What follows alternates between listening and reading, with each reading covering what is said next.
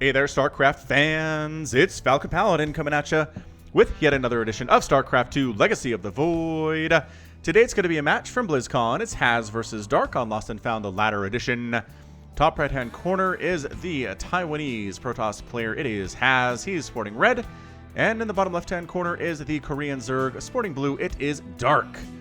Alright, so Dark is favored in this matchup, but Haz has a lot of tricks he can play on Zerg players. I'm expecting one or two of these, but I haven't watched this replay, so I'm not entirely sure. Maybe Mass Oracle, maybe proxy something, maybe forward shield batteries. Okay, alright. This could be just a scouting probe, but since it is Haz, it is under deep, deep suspicion. Looking at you, probe. Looking at you, letting out your blue darts all over the place. Letting out CO2 emissions here on Lost and Found.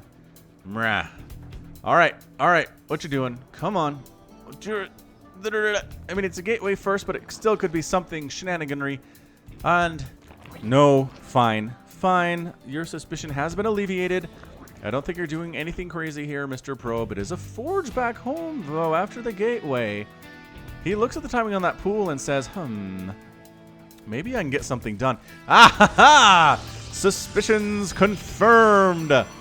And here on Lost and Found, can he block this off in time? There it is. There's the 3 pylon block in time. Drones cannot get through this thing at all. Just 3 well-placed ones. More drones getting pulled off. The forge is done. He's waiting for... What is he waiting for? There we go. Cannon 1. And Cannon 2 is very possible here now, but he keeps pacing back and forth like there's something else he wants to do now. I don't know what it is, but there's your 2 cannons. The drones have gone ahead and just gotten rid of their plan to try to knock those pylons down. And this is 100% exactly what I'd like to see from Haz. This is why you clicked on this video probably, is because it starts out fast and it's crazy aggressive and it's so fun to watch. And he doesn't win every game, but it's just... Haz has his fans for a reason, and it's for stuff like this. It's a fairly standard cannon rush. There's nothing too insane here, but dude, if he gets a pylon up here, Dark is in trouble. Dark is in an immense amount of trouble. He's got a Rotorn, he's got a second gas up, he's just abandoning his natural entirely. Dude, he's just up here to provide vision, possibly. Alright, so there's your queen. He sees the Rotorn, he knows what's coming. Oh, hang on. If he had the vision... that'd be interesting. The probe tried actually to kill that queen, which is fantastic. Just a beautiful, beautiful thing for him to try to do. Overlord getting some shots off. Overlord getting the safety there.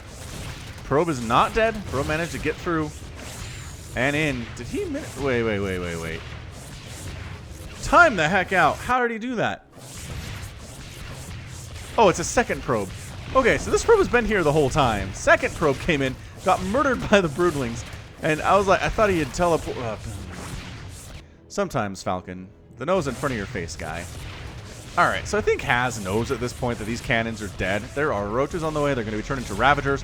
Going to knock down these cannons. There's really no high vision available right now, although he is sending an Adept over. An Adept could do some pretty good work in providing that high ground vision. There you go. Shots, and pulling back again. Probe trying to heal up shields a little bit, making a little bit more tanky.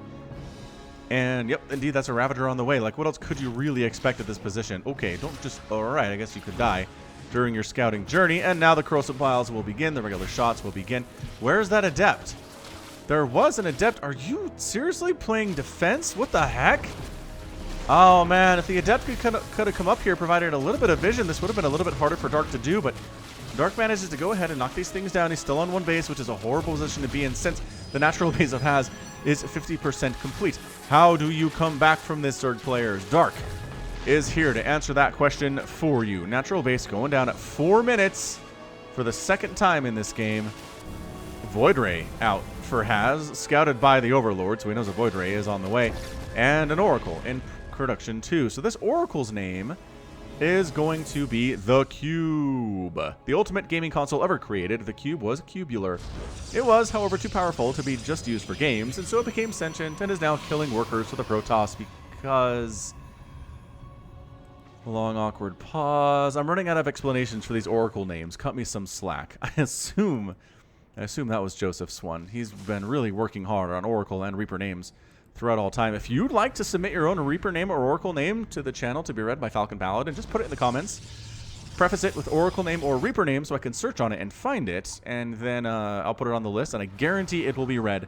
It might not be for a while. Sometimes the list can be like 2-3 months out, but I have gotten through every name that's ever been submitted on the channel in the history of the channel, which is coming up on 4 years, you guys.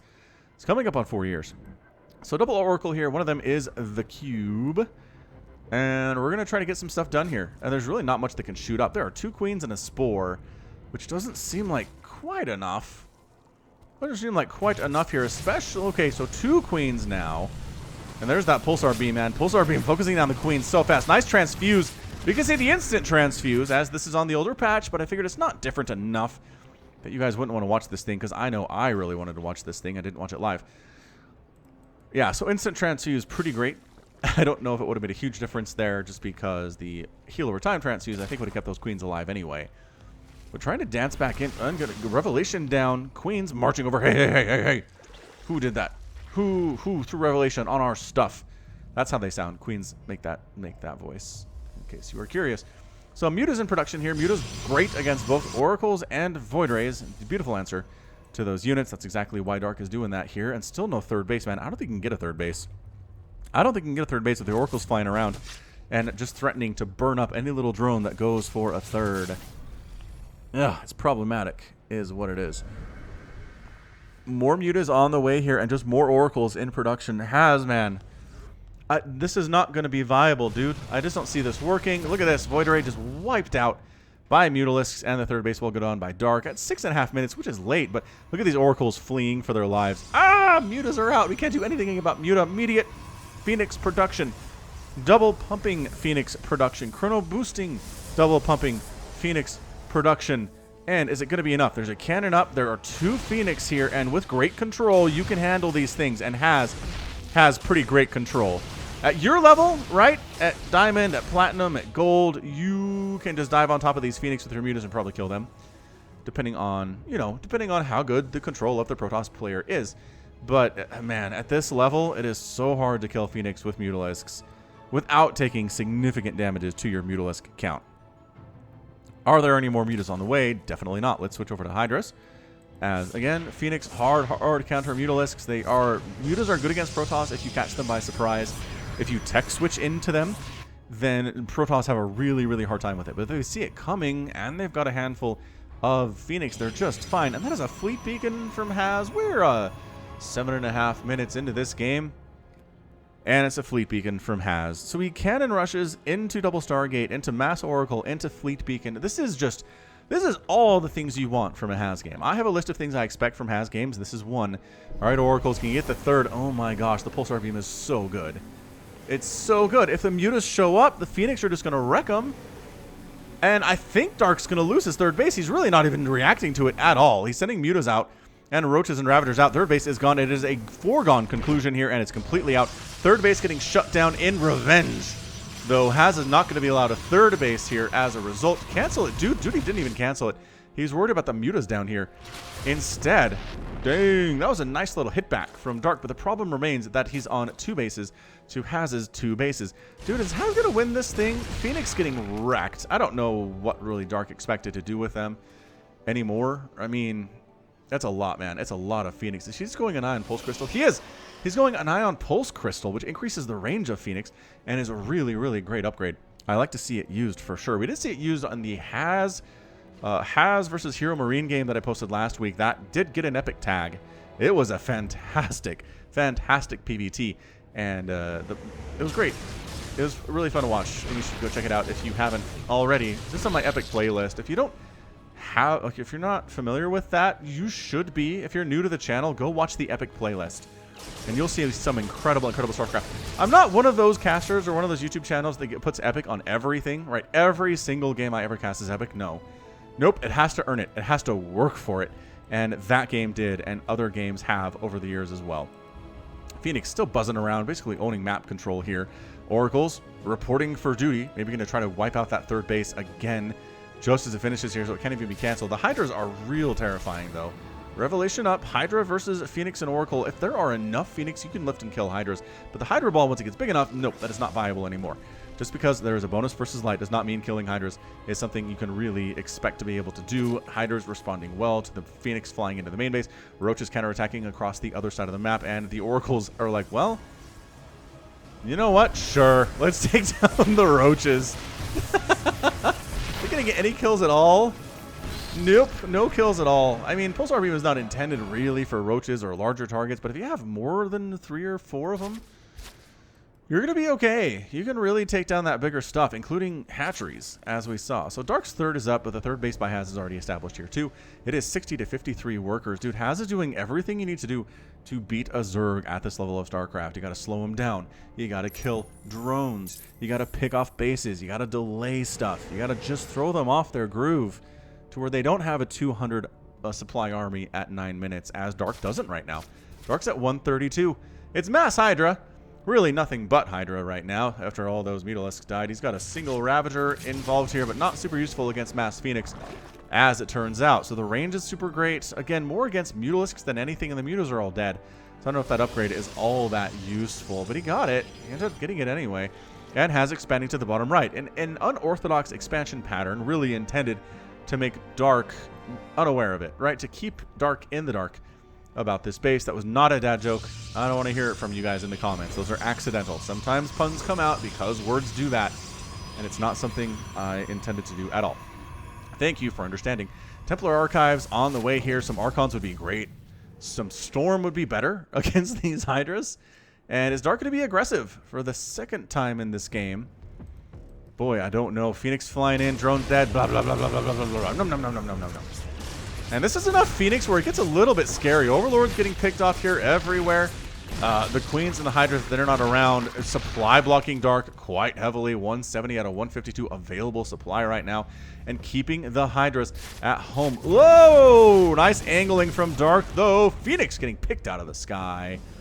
Nice job. Charge lots. High Templar in production. Where's your Storm? You can't just make these Archons. Archons aren't a great answer here, guy. He's making Archons. Okie doke. All right. I guess Archons, well, he doesn't have the time to wait for Storm to research. He needs something. Good stasis, catching 5 of the gajillion Hydras that are out. 36 Hydralisks are so many Hydralisks. That is such a big ball of them. This is problematic. This is really, really problematic. All right, man. Archon's coming on in. Charge lots too. Charge lot Archon, not bad in this situation. Lifting and killing all they can are the Phoenix, sacrificing their lives to make this thing happen. Too many Hydras are still alive, and Dark is in a massively strong position right now. He can just march right into the natural base if he wants. Where are you going, Dark? Dark? What the name of Fergus McDoodson? Why would you go home from that? Oh, the stasis traps. The stasis wards. Oh, they're evening this out. Oh, Dark had a huge lead, and now he doesn't anymore. Dark. See, look, these guys come out of stasis, all die, and then these roaches get murdered, and then the Hydras come out of stasis. Okay, that wasn't exactly right. The roaches are still alive here, and it's good. Roach Hydra army, too, with some queens in the mix as well. Oh, boy. Dark on the warpath. Revelation tossed down. It's like, yeah, the Zerg army is right outside your front door. Good Revelation. But actually, they're going home. Dark, why? I don't understand that choice to go home at all. He was at the gates. He was at the front door. Perhaps he was worried about more stasis, right? He didn't have detection. Perhaps he was worried that he'd walk in here, get stasised, and then get attacked from the backside there with a flank and lose everything. I don't know. He's got 4 bases. He doesn't know that Haz also has 4 bases, though. There we go. It's actually real, real bad for him. It is a failure of scouting for sure. I love Dark, man, but there's a couple things in this game I've just not been super impressed with. That said, he will always be the better StarCraft player of us two, and I do respect him immensely for his skills, but no one plays this game perfectly. It's not quite the same as Brood War, where they consider Brood War to be the game of who makes the fewest mistakes. Oh, look, he found it. It's like, Falcon, shut up. I knew this was here the whole time. Look at me harass it with a roach. Fair enough, Dark. I apologize for questioning you. But yeah, Brood War is known as the game where the players make the player who makes the fewest mistakes wins. Not so much for StarCraft 2. There's more control involved. It's not as hard to manage your army as it is in Brood War. Another Roach coming in to see this 5th base, and I mean, can't do much to stop it. Killing a probe is nice. Possibly killing another probe would be pretty great too. So we got Charge Lot Archon, Lurker Den on the way. Lurker Den, a beautiful answer to this. There are no Immortals. Lurkers love no Immortal Protoss armies. They are just infatuated with them. Zealots charging on in. Guardian Shield is up. Storm forcing Haz back. I really think this 5th base is in trouble. The Charge Lots are trying to do stuff, but they're outnumbered. About 3-1 here. More Revelation getting tossed down. More Storm getting tossed down as well. The 5th base is in a heck of a lot of trouble. There's just nothing here to stop this from happening. A nice job by Dark, sending up a bit of a hit squad here to take this base down. If Haz was allowed to get that base, it would have been super problematic in the long term here for Dark to cancel on the 5th. Haz recognizing he can't keep that at all. Resources lost about the same, 10,000 to 11,000. And this is a lot of army, man. 124 for Dark, 99 for Haz. Storms are the great equalizer, though. Storms are everything, especially against these Hydralisks. Pretty decent against Roaches, too. Archon's doing that bonus damage versus everything that Zerg has. The Phoenix count not super high and trying to recall on out of there with the old recall radius. Losing a few High Templar in the process, though. Ouch. Brutal stuff, to be sure. More and more High Templar in production. More and more Zealots in production. Dark is able to hang on to this 6 o'clock position base. Transfuses, trying to keep it alive for the time being. It is severely injured, but it is alive, and now there are Lurkers here to defend it with the Adaptive Talons upgrade coming up now too, allowing the Lurkers to burrow much more quickly than they were previously able to. Haz has got his 5th base. He's tried to take this 2 or 3 times now, and it's just not been working out for him. We'll see if this time is the charm. But guess who's coming up? More Roaches. Dark's like, it's been long enough that Haz is trying to reestablish this base. Oh, he's got a Changeling too, so he knows. He knows what's up here. The army's not in position for this at all. Roach Hydra coming in to wipe out the 4th and the 5th at the same time. The army is split for Haz. He doesn't know where to go to defend this. There's no saving the 4th base. The 5th base might be saved if enough Zealots and Archons show up here. And you know what? That is going to be enough here. Double Archon with that many Zealots. Good positioning on those Roaches. And it does end up getting saved. The 4th base is alive. Haz marching around on creep. No detection, by the way. Did not bring detection with him to kill these tumors. Dark just exactly knows where this army is right now, which is just easy child's play for him. But yeah, resources lost 16,000 and 13,000 now. Haz has been on the losing end of a few of these engagements recently. I'd like to see some detection. I'd like to see more Storm. I'd like to see him start Immortal production if there are going to be Lurkers, and there are going to be Lurkers. There are 19 Lurkers? Okay, mass Lurker play from Dark right now. Army supply 128 to 101. Immortal production has begun, but I believe there's only 1 robotics facility. A second one just now warps in. But you know how many Immortals you need to take down 19? Okay, 20 plus. As there are 4 more in production. Lurkers. It's a lot. It's a lot of Immortals to handle that. Or you go Sky Toss, which is too late for that too. You've really invested in this kind of Archon Zealot thing with Storm. Storm not actually all that good against Lurkers. Lurkers' HP counts are just kind of high. It's 200 HP on those guys. They can absorb a lot of Storm before they die. Of course, they also not very mobile, so they eat the whole Storm a lot of the time. It's kind of a trade-off. All right, that Adaptive Talent upgrade is disgusting. Oh, the High Templar getting picked off. High Templar, run. 2 of them do manage to kind of survive for the time being. There's the Revelation. You don't need detection if you reveal, and this is just it. This is it. I don't think Haz has the answer to this at all. Look at this Storm. The Storm's okay. Brings that Lurker down, does some damage to it. Storm's trying, it's just eating a lot of Storm here, but they so much Zerg though. So much Zerg though.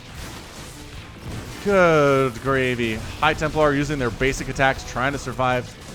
Haz is going for the counterattack. He's going for the base race, because by golly, can he not win this thing at his home? There's a lot of Zealots here at the 5th base, but a lot of Zealots here and a lot of Spines, but eventually the hatch is going to go down. Lurker's just burrowing on everything Protoss and just tearing it to absolute shreds. That bonus damage versus armored applies to buildings, and there are a lot of buildings to kill right now, as these Lurkers are happy to express. Archon's trying to get in here. No bonus damage versus Archons, but there's enough Hydras here that it doesn't matter. Hydra is a wonderful answer at Archon and has been for a very, very long time. Is that a recall? He did recall back home. That's why the Archons were here, is he recalled back home, but now he's stuck in a corner. And now is the time for Dark to win this game. 124 to 48. Supply, buildings, falling, trying to fly in here with Phoenix, but there are enough Hydras to just blow them out of the sky, and that is your good game. Dark wins it. Has is out, throws the GG, and is defeated. Oh, man, BlizzCon games, you guys. They are taxing. They are taxing on the caster, to be sure. But yeah, look at that. 33,000 and 22,000 resources lost. It was even. It was 10 to 11 about 5 minutes ago, and suddenly Has just started taking damage left and right. Losing buildings, losing Archons, losing Zealots. High Templar getting sniped off there too. The Lurker tech switch was genius by Dark, and that's why we usually see Immortals from Protoss, is just in case there's the tech switch possibility. And if you don't have them, the Zerg will tech switch. So it's almost like they're kind of forced into Immortal production, which is honestly fine. Immortals are great. I have no problems with those. Immortal, Storm, Archon might have been a better composition here. Might have been harder for Dark to handle, but Has went for a lot of Phoenix and really limited his abilities to do other stuff in the mid and the late game. But yeah, good response by Dark. He was behind. He was seriously behind. He lost his natural. He lost his third. His timings were super duper late, and Has was just able to get a base after base after base. But eventually Dark started nibbling back, started bashing back, started getting left hooks and right hooks and uppercuts back into the game, and he was suddenly maxed out with a tech that Has couldn't deal with, and that was it. So great job by Dark, and that's going to be it from me. So this has been Falcon Paladin coming at you with yet another edition of StarCraft 2 Legacy of the Void. Go ahead and hit that like button, hit that subscribe if you like what you saw and what you heard today. You can also catch me on Twitter, Facebook, Patreon, and Twitch, all at /Falcon Paladin. And until next time, as always, thank you so much for watching, and you take care of yourself.